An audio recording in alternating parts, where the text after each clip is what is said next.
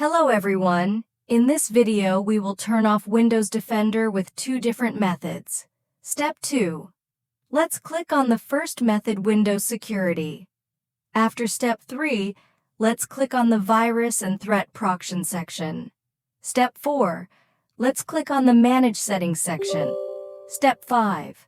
Let's move the section that says On to the Of state. Step 6. Defender is disabled. Step 7. If you want to do this with a program, download the program from the link I provided below the video.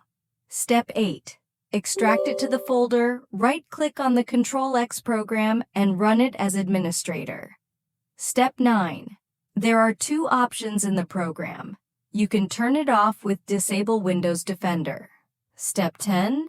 Then you can activate it again with Enable Windows Defender.